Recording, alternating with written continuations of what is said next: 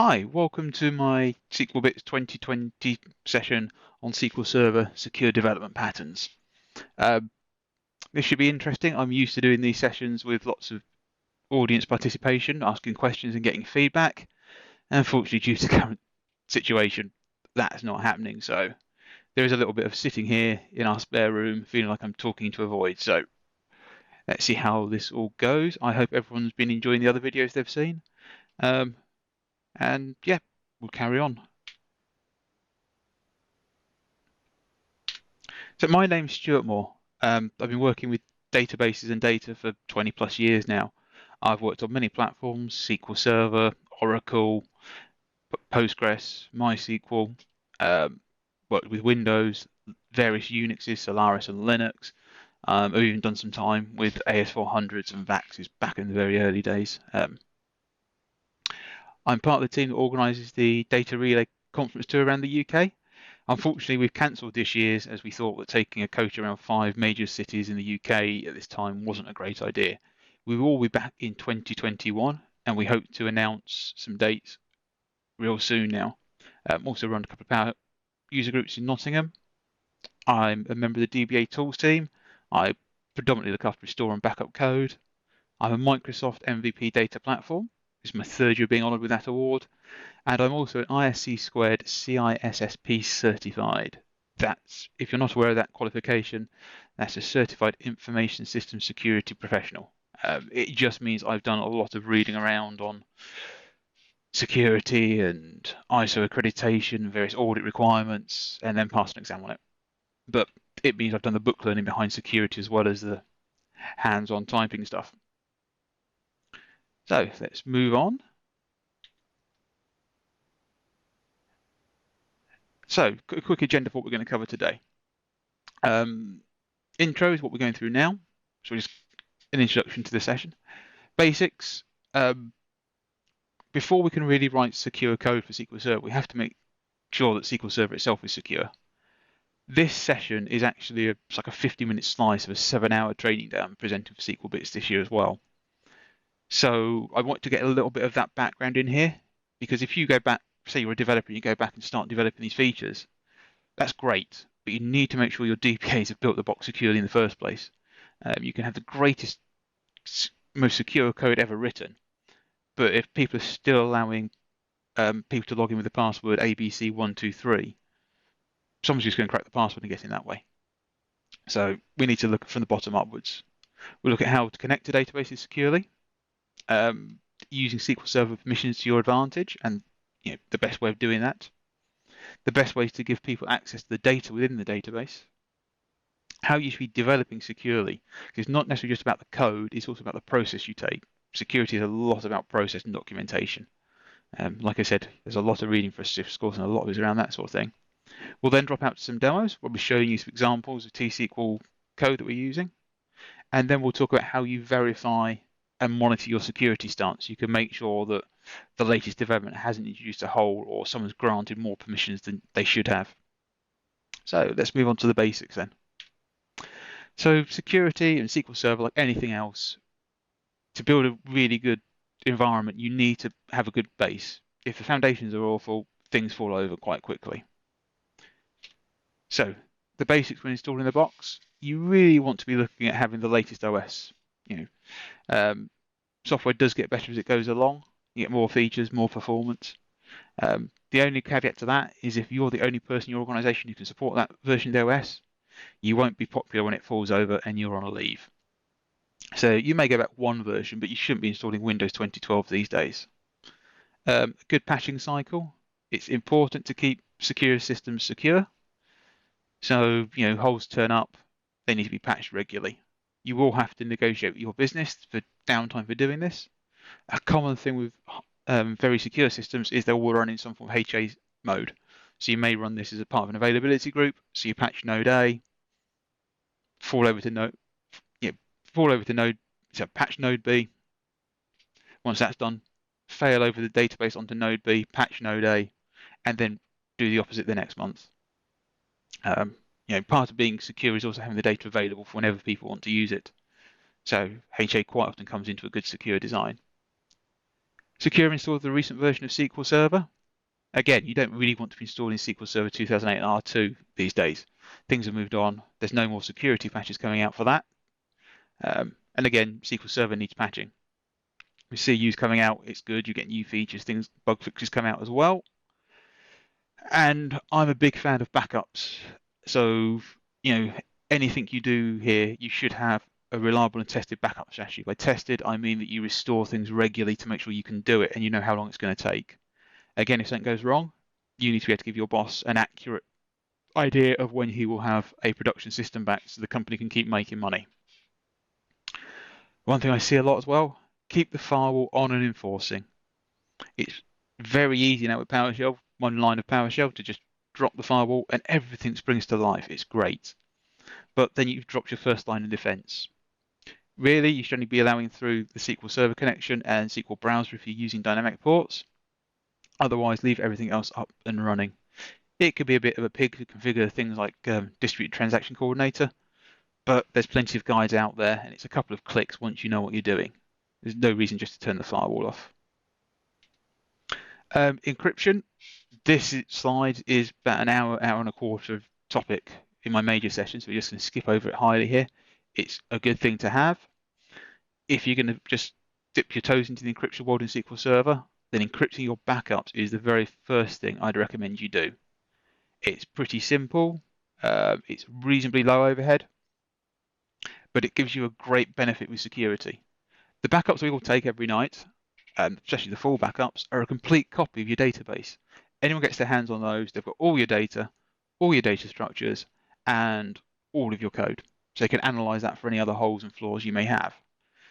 So if your database is secure, they can't get in and have a look. However, once you've got a full backup, you can just trundle off and restore it on the SQL Server of your choice and take your time to poke around in it.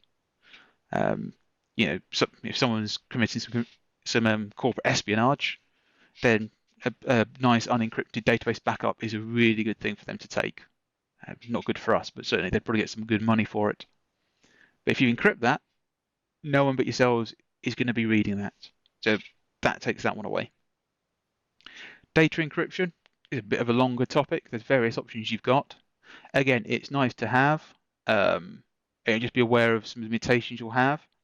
And that, again, there's different types of encryption. Traditional encryption is decrypted the database and sent across. So that means that all DBAs and devs with direct access to the database can read it.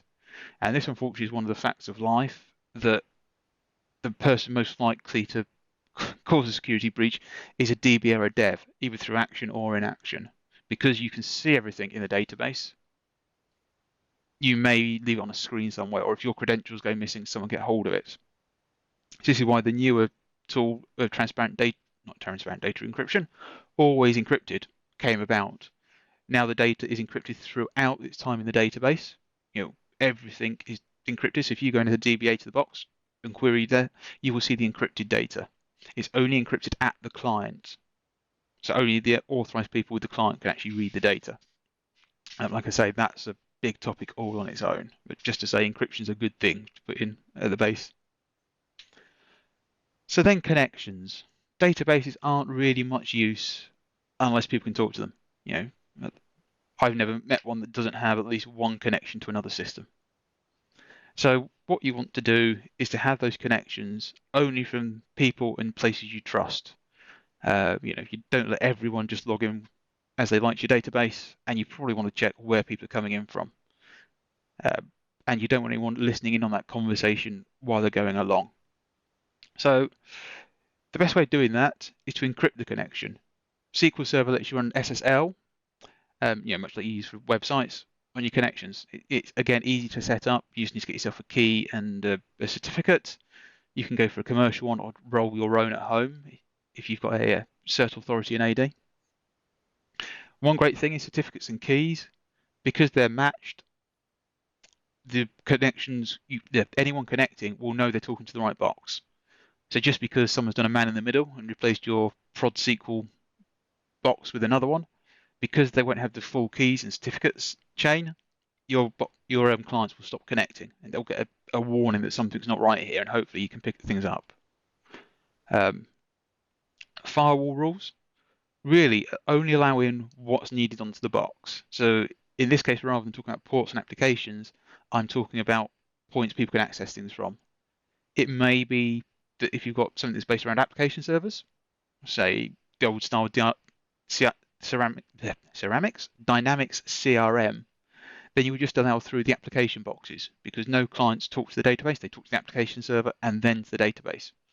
So there you've got a much lower number of people and number of servers that can connect in. Jump boxes for DBA access, great idea. I use them a lot. I can't jump onto a lot of production databases straight from my laptop. I RDP onto another box that's known secure. That box is allowed through the firewall. I can then do my job and everyone can see where I'm coming from. And any external access, if you can run it across a VPN, it's another layer of security and encryption. It's so common these days. Most people here are running them. I run one on my phone when I'm out. And it's especially useful, not so much these days, but in the bad old days when you're doing support from a conference hotel, VPN up to the hilt because you've no idea whose networks you're going across to get back to base. So quick aside, this is more of a philosophy slide. Why am I so keen on putting all the security in the center of the database? Surely it should be everyone writing parts of the application. Well, yes, everyone writing the application stack should be aware of their security they need to put in and how they should be running things. However, my thought is if you can embed this good practice at the very center of the application, and traditionally the database is the core of the application, then it will percolate out through all levels. So if at the core database level you say that Alice from finance can only see these particular finance records, and that's all the data she can ever request from the database, then you don't have to worry that someone in the web tier can show more data because they can't. They can only show what Alice can get from the database. Rather than some systems where it's like, well, we pull all the data from the database back to the app tier, and then the application filters it down for Alice and sends it off. So suddenly you've got another spot where there could be a problem with data filtering or something going through. So by building it into the center, everyone gets it. This means that developers in the app could concentrate on putting in the proper app features they want to do rather than data filtering or checking that people are getting the right records. And in new development, when you bring a third party on, they can get up and running a lot faster because, again, you can just tell them, do this, query this view, and you will have the right data for the user, and it's all been signed off by security. You've got fewer places to test and audit for security, which speeds things up a lot when you're starting to look carefully at how you're going to be running things. So then we get onto permissions. So there's a lot of things you can do with permissions in SQL Server. The most common thing you would say with any system, not just SQL Server, is you want to give someone the least privilege they need to do to complete the task for which they're authorized. So in that case, if we go back to our friend Alice in finance, if all she needs to do is see people's names, addresses, sort code, and the last 4 digits of their bank account, that's all she should see. There should be no way for her to see full bank account details or to see any other data. She shouldn't necessarily see any HR data about that person. It will just purely be the finance data. One permission that I think is great and don't see used often enough is write but no read permissions. Normally, if you give someone write, you automatically give them some read permissions. You don't need that for a lot of cases. So the example I've got here is someone in a call center. You're ordering something over the phone. I know it's a bit of an old school thing, but it still happens for a few people. So we want the call staff to take your credit card number so it can be submitted for payment. But we don't want them to be able to read them. So we give them a write permission so they can type in the 16 digits, hit return, it's saved in the database. But at no point can they then read them back. And that's a very good permission to use. It just stops anything leaking. Like I say, least permission. If they don't need to read, they don't need to read. They can just write. The other one I would highly recommend is rather than assigning individual users, or really bad idea, reusing the same SQL user for everyone and then doing the filtering in the application, create individual users and grant them custom roles or add them to Windows groups if you're a Windows shop. This makes it much easier. You can just assign permissions to the roles in the groups and everyone in there gets the same permissions. So when a new person starts in finance, when Bob turns up, you don't have to go through and make sure you've mirrored Alice's permissions to Bob, because things happen and it may not be quite the same. You suddenly spend hours working out why Alice can do something but Bob can't, spotting those differences. And if you're using things like Windows groups, it's great because you can hand off the adding to groups to other people. So you just say to people, it's your job to do a process to put Bob into the finance group, but as soon as he's in there, he will get access and the right database permissions, which makes life a lot easier for yourself. And I think we all quite like having an easy life. So one useful feature of permissions that a lot of people haven't come across is what's known as ownership chaining. This is a nice way where you don't have to grant permissions to every underlying table. You can rely on SQL Server's ownership chaining process to pass through permissions.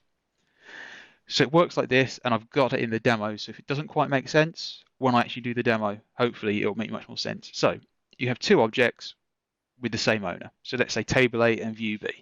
So both owned by, let's say, DBO, just to make life easier. Now view B references table A. So view B just as a select star from table A. You grant the user select permissions on view B. You don't grant them anything on table A. They don't need DB data reader or anything. Just don't grant them any permissions. When you query view B, SQL Server knows, because of the ownership chaining, to get the data from table A and return it. Which is great. You can get the data out through a view, so the developer or the DBA can control what that person is seeing and how they're seeing it. But the user cannot directly query table A. So you can really start to mask data with this. So you could say, again, in the demos, we'll look at how you can change the view based on who's querying it. So you could say, someone in HR gets to see someone's salary amount, someone in finance doesn't, but they can see their bank account details. But you're going from the same underlying table. It just keeps everything cleaner and nicer for you to work with. Right, on to data access techniques.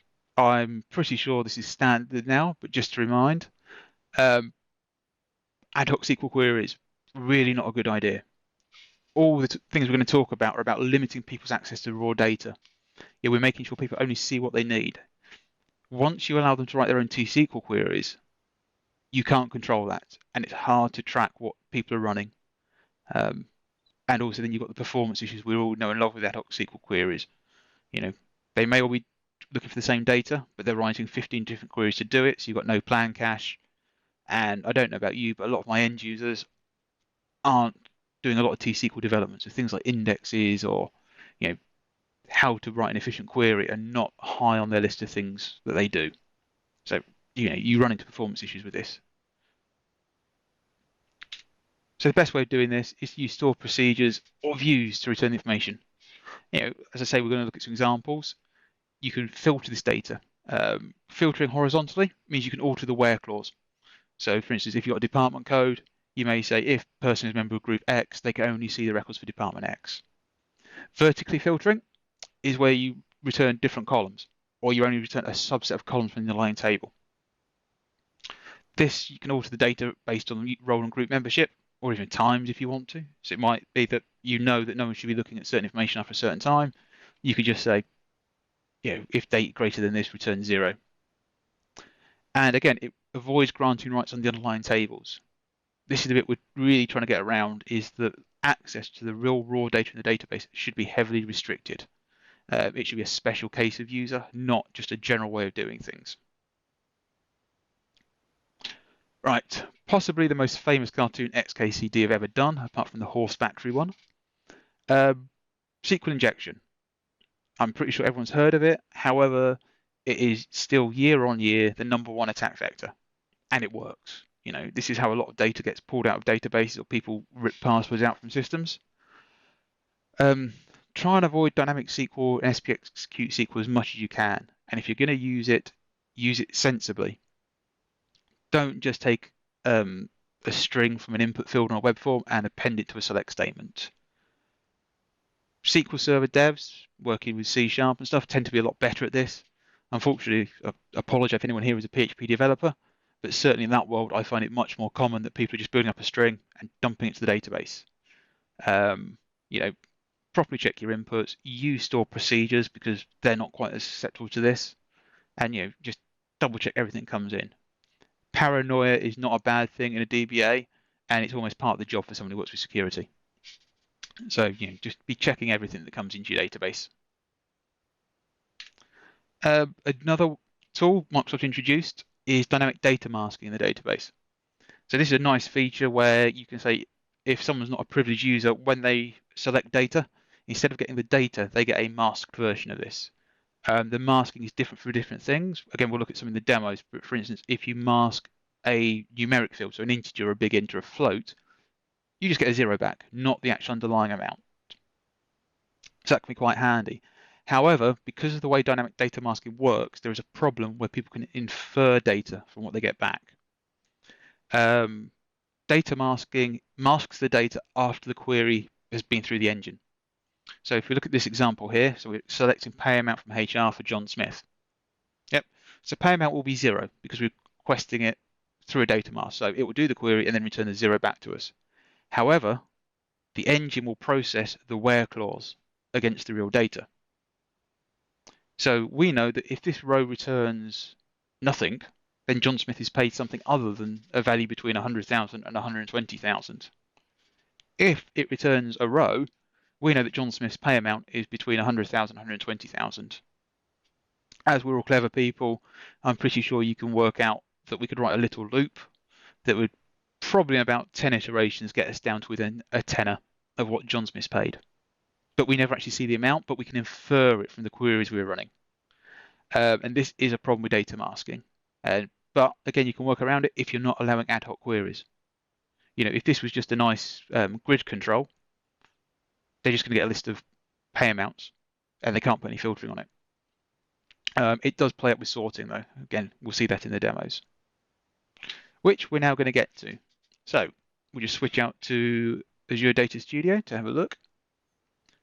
So just going to run through. This is just running on a recentest version of SQL 2019 running in a Docker container. So nothing particularly special. It's all fairly standard. So first up, I'm just going to make sure that I'm in the wrong screen. Let me just go to here. I'm just going to make sure I've dropped and rebooked the database. Let me just connect to my instance. There we go. So I've now dropped the database. Let's just create it. But the other SQL script is for a demo I'm going to do at the end. Great, I have a new secure database. I'm just going to use that.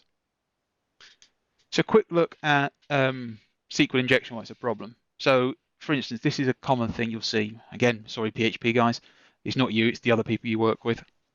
So we have a query, select star from sysall objects where name equals, and we're just going to put in the value in dollar input.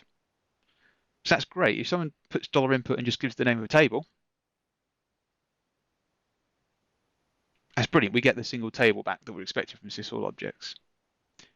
However, if we get someone who's a bit sneaky and their input is table privileges, good table name, but note here they've closed the single quote, added or 1 equals 1 with a single quote before it. So when that's put into here, we get this query. And if you've not met it before, one of the things about 1 equals 1 is it's always true. So we're basically asking for select everything from this table where the name equals table privileges or true, which, as it's an OR statement, your SQL Server will return everything from that table. As you can see, 2,405 rows. So this is where you need to be checking your inputs or putting them properly through a stored procedure that won't get this. Again, it's more often common when people just dropping a string and then running SB execute SQLite. So really watch out for that. Like I say, that's not much of a change, but it's suddenly giving them access to everything. So that could be your customer list they've just pulled back rather than just the one customer they should be looking at. Now we're going to start looking at using some views to mask data from using different roles. So first off, just create a simple table. Add in some values. You say we've just got some fake credit card numbers and some very low salaries. Just check everything's gone in. Yep. So we're going to create a couple of logins to run here. So we're going to have a normal user. This is someone, just doing their day-to-day job. And then we'll have a card admin user who we're going to want to have more access to the data than our normal user. Just go through and create those. There we go. So we now have some new users. Now we're going to create a custom role. So this is, so here we're using DB Data Reader, which is one of the built-in standard roles. I'm sure you've all met those: DB Data Writer, DBO, Backup Operator, etc. But we're now going to create our own custom role. So here we have an example of how not to do it. You have to have a role with an authorization value. So here it's going to be created as DBO. It'll work, but it will mean that the role will inherit DBO rights. So instead, what we're going to do is create a dummy user in the database to own this role.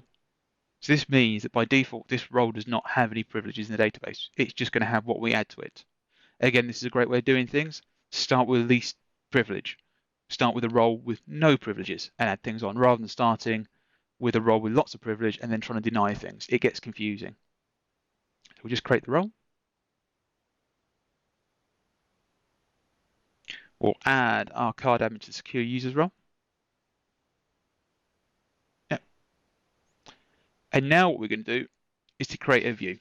It's a pretty simple view. It's called Get Secrets. We're just selecting back first name, surname, and credit card information from our top secret table we created earlier. The interesting bit here is where we use this isRoleMember. isRoleMember is a built-in function where when it's passed a role name, it will check if the person calling the function is in that role. So at the minute, we check if isRoleMember is secure card users. Now, if our card admin user queries this, then yes, they're a member of that role. So this function will return 1. If the normal user runs it, then they're not a member of this group. It will return 0. So when this is run, our card admin gets a 1. So then we return just the credit card value. If it's anything else, we return the credit card value, but with the first 12 characters stuffed with X's. So it's that classic thing where someone phones up and says, "Can you prove who you are, please? Please confirm the last 4 digits of your credit card details." They're not necessarily a security risk on their own, but it's something easy to hand over. Yeah. So now to test these, we're going to use a very handy feature within SQL Server, the execute as command. If you've not read it before, it's very, very useful. Basically, it lets you run code as another user. Think of it like sudo on Linux or run as under Windows. Just go execute as user, give it a username, and it will execute queries as that user. Never forget the revert. Until you run the revert command, you will keep executing as that user. So it's why I'm going to be very careful and highlight all these batches with the revert on it. I'm sure at some point, like me, you will do this, forget the revert, and spend 20 minutes wondering why something basic isn't working until you realize you are running it as a different user to the one you're logged in as. Yeah, you learn to always have revert straight after command. So there we go. So we've run that query now as our normal user. First name, surname, and masked credit card details. Brilliant. They've got the last 4 digits so they can verify someone's identity, but they don't have everything else to take them away. Now, card admin has the full credit cards. So this could be the person in finance who's actually going to run the numbers through. Yep. So great, we've got that. However, we aren't out of the woods yet. Our normal user can still query the underlying table. Now, if we're good and we're not allowing ad hoc SQL queries, they're not going to get around that because the app's always going to query the view on their behalf. But it'd be nice if they didn't. So the first thing we do is we take away DBA Data Reader from them, because that's the permission they're currently using to query the view and the table. Yep. So if we just drop that, lots of red text. They don't have permissions to query either the view or the underlying table. So what we do now is grant that user select on normal.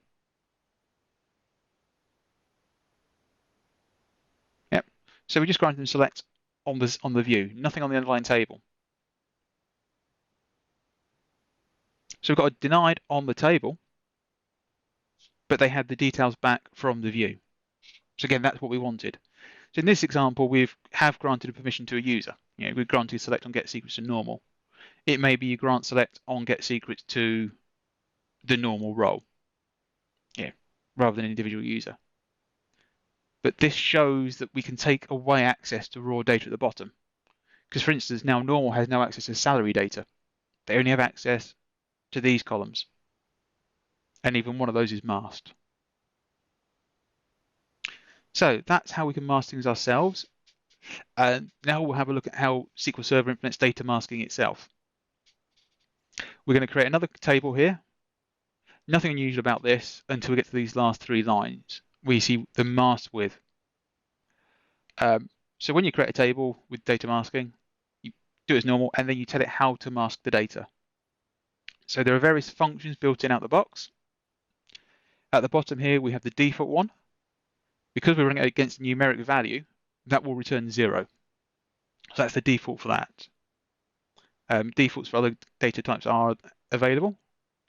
Here we're going to mask email. This is a function that knows about email addresses, and will shrink everything to the same length, and will just give us the first letter, the @ symbol, and the top level domain at the end of the email address.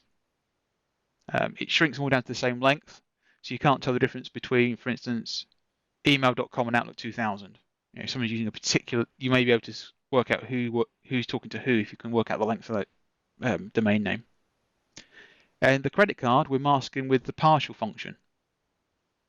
So here we're telling it to start at the first position in the string, add these characters, which are 12 X's, and then show the last 4 characters. So this is doing the same thing as our view did. We're just going to use uppercase X's here. You can put anything you want in here. This could be A, B, C, D, E. I'm just using X because it's fairly standard. Let's just create that table.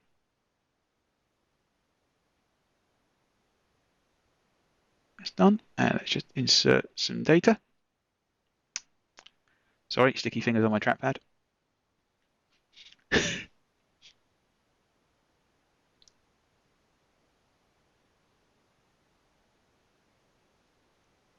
There we go. We run that one in. And there we go. So the data is in the table. Yeah. So because I'm running this as DBO, data is not masked for me. Is what I mean. SQL Server will not mask for certain privilege levels. You can change who those are. DBO is one of these. So this is what I was saying about DBAs being a great vector for attacking databases. I can see it. I can ignore the masking. I can run ad hoc queries. I can get all the data out if I want to, put it on a pen drive and wander away. Just the thing, you'd have to steal a lot of money, in my opinion, to make it worthwhile never coming back to the country and never working in IT again. I think people would notice that sort of amount going. So what we're going to do is grant select on the masking table to our normal user.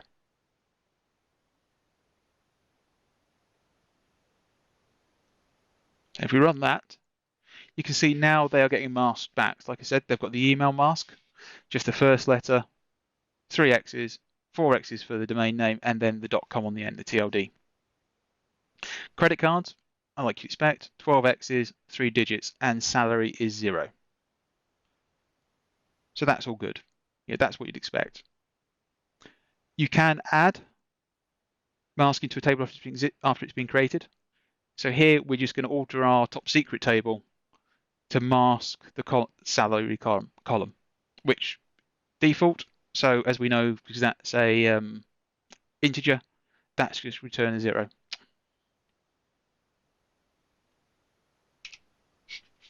Apologies for this. I'm just going to give my trackpad a little wipe. Oops. See my news for the day.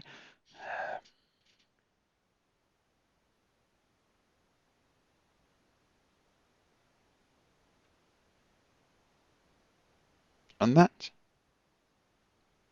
So we'll run as card admin. As you can see, it's pretty good. The problem we have here is you can start to see the problems I was saying about data inference. So the first one is select star from the table, so no ordering, just happens to have gone returned in the order we put them in. On the second one, we order by salary. So despite the salary value that's being returned being 0, because, like I said, the query engine works on the raw data, it's passed the order by before it's master data. So we now know that Dave is paid more than Alice, Bob, and Carol. Um, you know, this could be a source of annoyance in the team. If they're all in the same team and they think they're being paid the same, then suddenly they all find out Dave's being paid more than them, then that could cause a bit of a ruckus. And, like I say, with a bit of inference, we can find out what Dave is paid. So again, running as card admin. So that's great. Everyone's paid over 5,000. We can see that in the first one. In the second query, there's only Dave paid over 10,000. Oh, there's only Dave paid over 15,000. There's no one paid over 20,000. So therefore, we know that Dave is paid somewhere between 15,000 and 20,000 pounds. And again, source of contention lets people what things are, and this could be worse. This could be your customer table, and people can look and see which customers are spending the most money with you. So then your competitors may be more interested to find out who's at the top of this list, because they know that's the big money person, that's the one they want to poach.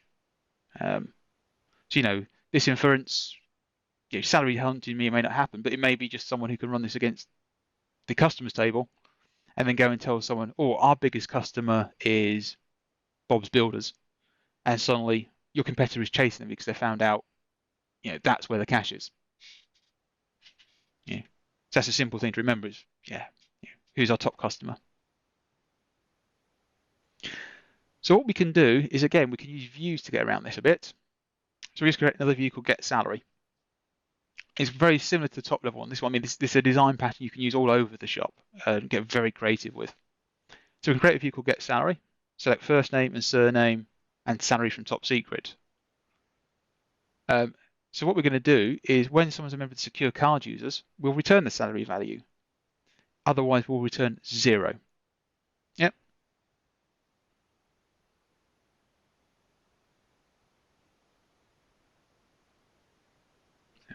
Must have double clicked on that one.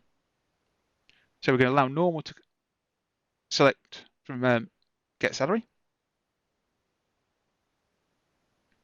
And now let's try doing the same thing here. There you go. See, everyone's earning the same amount as far as concerned. If we wanted to, let's do this. Typing during a demo, what could go wrong?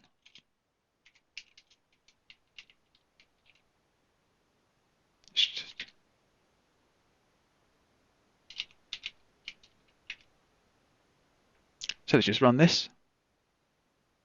Again, there's been no difference in ordering because with this view, the ordering is being done on the stuff coming back from get salary, which has been set to 0. Unless you remember the card admin's role, you are not going to see anything.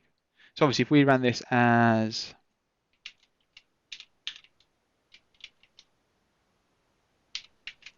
card admin,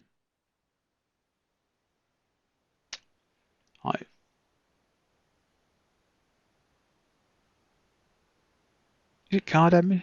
I'm just remembering what my user is. It is card admin. So even card admin can't get around that. That should have given a date of.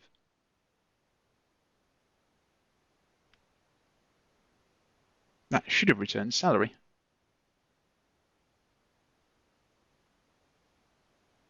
Oh well.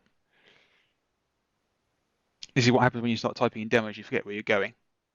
But as you can see, that suddenly takes away the ability to infer data because you've hidden it. It is all 0. Apologies for that. The alarm should have been turned off.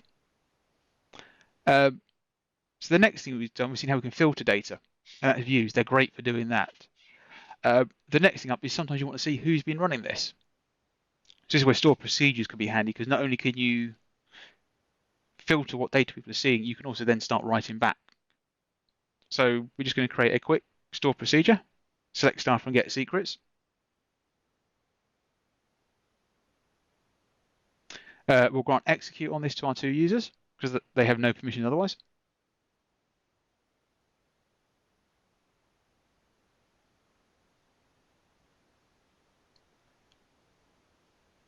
So we can execute that. Everything runs as expected because we're passing through the user permissions. So they're still getting back the same data we wanted from our view. So no problems there. It doesn't change anything. Normal still doesn't see credit card numbers. Card admin sees the full credit card number. So what we can do now is add a very basic audit example. So we create a secure audit table, got an identity just so we can delete things, who, what, and when. The classic 3 things you want. Is whenever you're looking for a breach, you want to know who did what, when they did it, and you might put in where, so you might pull the client's connection details a bit. We'll alter the procedure, so we've still got our select staff from get secrets, but now we have an insert into our secure audit table. Date stamp and who are default values, so we just need to push in the what. In this case, that is the name of the stored procedure. Yep. So now if we run these two,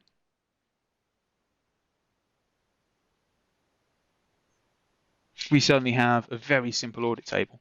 And it'd be very easy to extend this. You could log all the parameters passed in on that run of the stored procedure.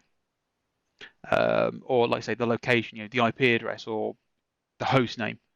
So you could suddenly see, oh, card admin started running get secrets with some strange parameters at 3 a.m. from their home machine, at which point you probably start worrying what they're doing. But yeah, it just gives you a little bit of an idea of what's going on within your database in a simple form. Just clean up and return to the slides. So now we're going to talk a little bit about development practices. Like I say, security is a lot about process and documentation. So you need to not just write secure code, you need to develop it in a secure way.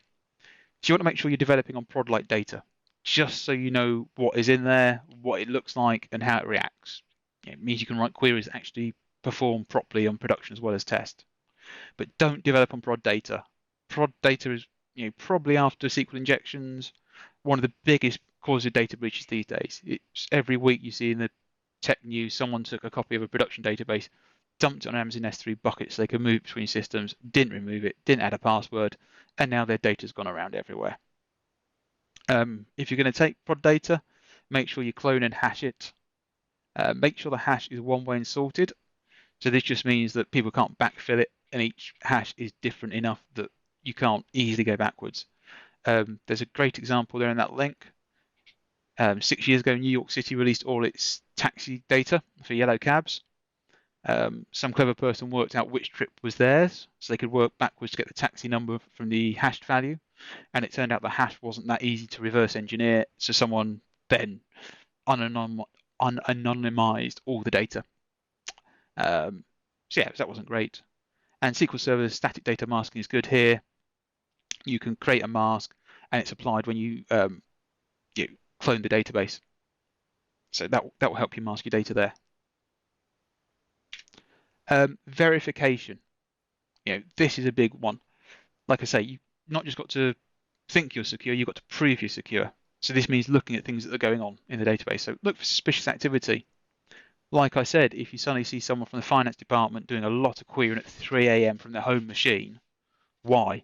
Was there a problem they were meant to be doing, or are they trying to do something suspicious, with no one noticing? And maybe if you've got Fred logs in from one IP in Birmingham, and then 5 minutes later logs in from New York with the same credentials, it's either he's got a badly configured VPN, he's shared his credentials, or someone's pinched his credentials. So that sort of thing you want to be keeping an eye out for massive geo jumps as well. Keep an eye on who's logging on directly to the instance. Again, going back to that, devs and DBAs have full access. If they're logging straight onto the instance with Management Studio, why? Should you only allow people to do that when they're pair programming, or only grant access to DBAs when they need to, when they've got a ticket? There's lots of ways around that. Again, that's a topic all on its own.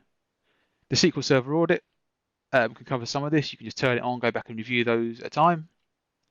And as we saw in the demo, if you're using stored procedures, you can easily log who did what and when they did it. It's really simple. And you just query that, show it in Excel, show it in front of manager's nose, they're all happy. Make sure your security works. if you want to go all the way into doing things the modern way, red team, blue team, fun at work, have devs attack your database, see where they get through, employ third-party pen testers to try things. Remember social engineering, get them to do that for you.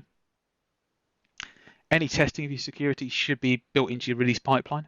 I'm going to show you a demo in a minute of a tool I've written to do that. If you're going for the CI/CD, then your security is just as important as your queries and whether or not your stored procedures are running. Audit it regularly. You're going to have to prove at various times it is good. You don't want your last audit to be 2 years before you have a breach.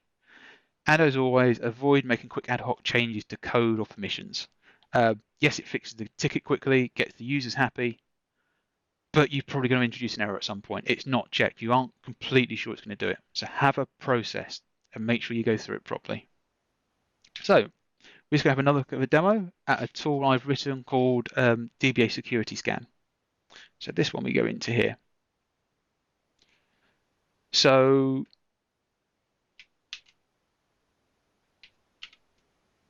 DBA Security Scan is a PowerShell module that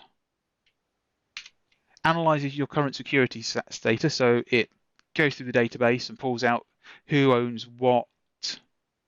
Why have you not pulled the entire thing?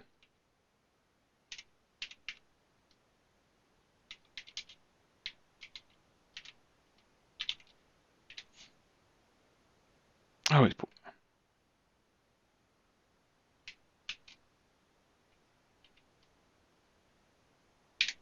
There we go.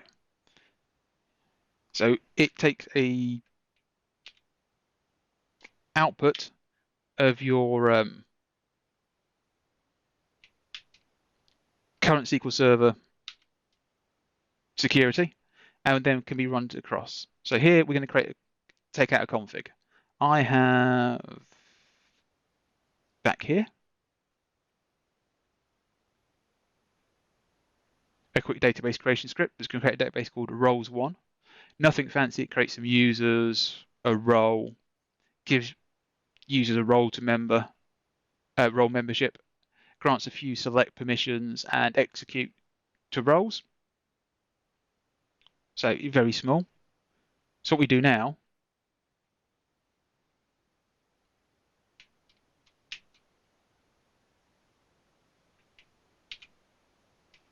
is just run this to generate the config. So that's just going to run away and create a PowerShell configuration.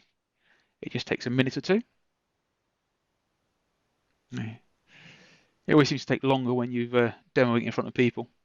I say this is normally the bit where I'd have a bit of a question and answer session. So normally this bit wouldn't be quite so one where you're just sitting and listening and looking at a little spinning wheel at the bottom of Visual Studio Code. Always seems longer when you're waiting for things to come through.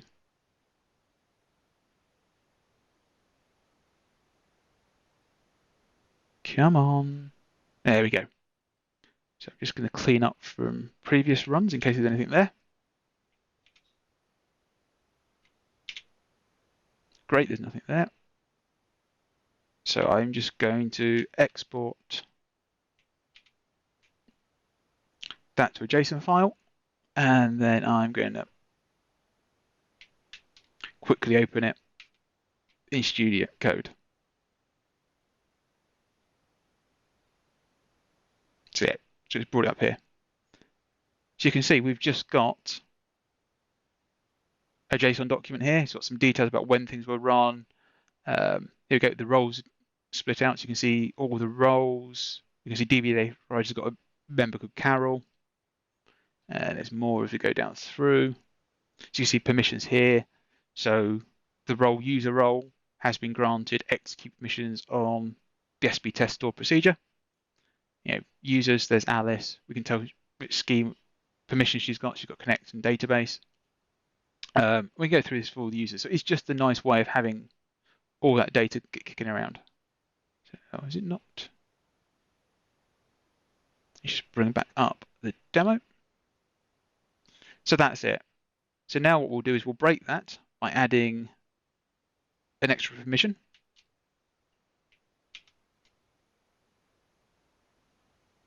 There we go. So let's run the query against there. we're now going to ask the tool to run a scat test. So it takes in this config value that we might have generated a month before, and it's running through. So it's using the PowerShell tool called Pester, which is a unit testing framework. So green is good, red is bad. So if we look here, we can see it's failed, it's testing roles. And this is saying the DB is saying I have this. So if it says DB in the end, it means it's testing DB. We test config against database and database against config. So it's saying the database says that this remove role should have, thinks that the database thinks this remove role has these permissions. The config says it doesn't. This is therefore a fail. You just check both ways to make sure that you've got everything sorted. So we can check if stuff's missing from the config and also stuff's been added that shouldn't be. So there we go. So we've got that one problem there where the remove role has execute that it shouldn't have. And if it's got a DB, it means it shouldn't have it against the config. So that's great. Only one thing to fix. So now we have a function reset DSS security that will reset the security back to the config level. So I've just run that with dry run, because even though I wrote this, I would want to just run a big fix script across a production database. And this just tells me what it's going to do. So it tells me it's going to go through and drop the role. Yep, so I'm happy with that. We can check other things. But so then we do a real run.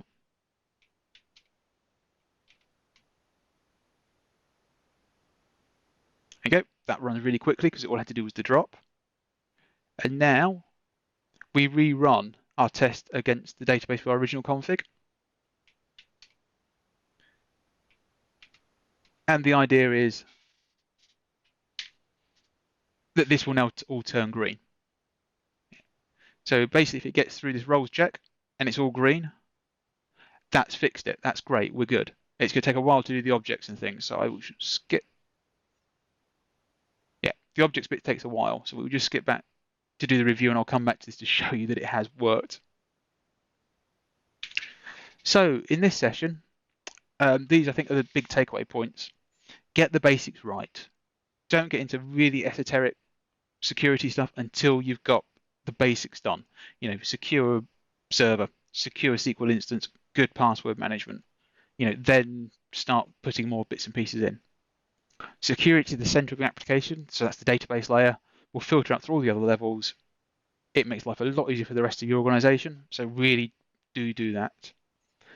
Multiple strategies to protect data. So you may look at using data masking. You're looking at using filtered views.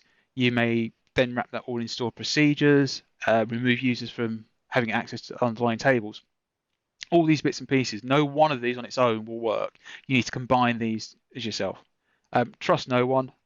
You know, remember to think about the people who've got full access. Even though they've got admin, they may not necessarily know what they're doing if they're, you know, not a dev or a DBA, but they just for historical reasons have admin access. Verify and check everything. As we see, start rolling into your pipeline, start getting auditors in. And the big thing is, it's not a one-time thing. If you have a perfectly secure system this minute, it could well be in the next 3 days, a security hole will be found. Your system is no longer secure. Or someone grants a permission without using the proper process, and it lets people bypass your nice filtered views and they can get to the raw tables. You know, don't ever assume you're going to stay secure forever. You have to work on this stuff. It's, you know, this is why you have security officers and stuff, because it's a full-time job at times. So just to quickly finish off, let's go back here. You can see everything passed. So that has brought my system back into alignment with the configuration we wanted to. So we've now gone back. We can now publish our document or find out where that came in from. Yeah. So I'm just going to skip back to my first slide so I can put my contact details up. Oh, there we go. So thank you very much for watching this. If you've got any questions, please get in touch. Email, Twitter, drop a comment on my blog. I'm happy to hear back. I want feedback. I need to know how to improve these. I'm pretty certain there'll be a session feedback form for you to fill in, so please fill those in. If you think I've missed anything, let me know. If you think there's anything you didn't quite understand, please tell me. I'll try and explain it better, and it will also help me for next time I present this session. So feedback is great. Any comments? And yeah, if you want to have a look at DBA security scan for yourself, it's up on GitHub under the SQL Collaborative organization. Feel free to jump in, have a go. I'm happy to take pull requests and issues. It works for me. I'd like to know if it works for other people, and if you've got a use case it doesn't currently support, then we can add it. This is going to be built to help everyone we can do. Right. So thank you very much. I hope you enjoy all the rest of the SQL Bits 2020 content you're watching, and I look forward to seeing you at another SQL Server event in the future when we can actually get back together in person. So everyone take care, stay safe, and see you soon. Goodbye.